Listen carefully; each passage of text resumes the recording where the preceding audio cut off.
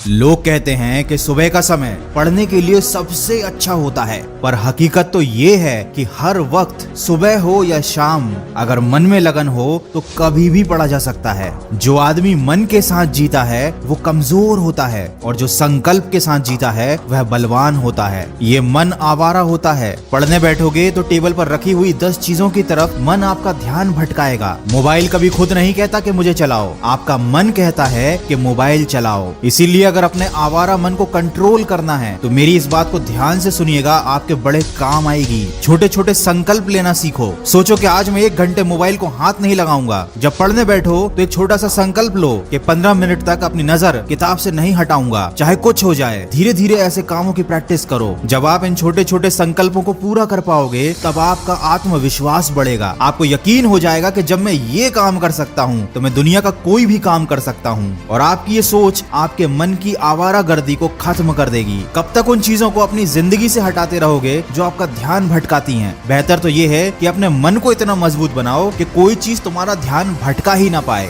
वो कहते हैं ना, सड़क से कंकर हटाने की जगह पैरों में जूता पहन लेना ज्यादा बेहतर होता है। किसी ने क्या खूब कहा है, मौत तो सबको आती है पर जीना हर किसी को नहीं आता। देखो, अभी तुम्हारे पास मौका है अपनी लाइफ बनाने का, और ये मौका आने वाले समय में तुम्हारे पास नहीं रहेगा। और अगर तुमको अभी भी पढ़ाई बोरिंग लगती है तो इसका मतलब ये है कि तुमको आज तक पता ही नहीं चल पाया कि तुम पढ़ क्यों रहे हो। पढ़ाई बोरिंग होती है, सच बात है, बिल्कुल बोरिंग होती है। इसमें कोई मजा नहीं, कोई एंटरटेनमेंट नहीं, कुछ भी नहीं। लेकिन सोना भी तो बोरिंग होता है। इसमें कौन सा एंटरटेनमेंट, कौन सा मजा होता है? खाना खाना भी बोरिंग होता है, लेकिन जब नींद आती है तो सोना पड़ता है। भूख लगती है तो खाना पड़ता है। तब एंटरटेनमेंट और मजा, ये सारी बातें मायने नहीं रखते, क्योंकि इनकी जरूरत नहीं है।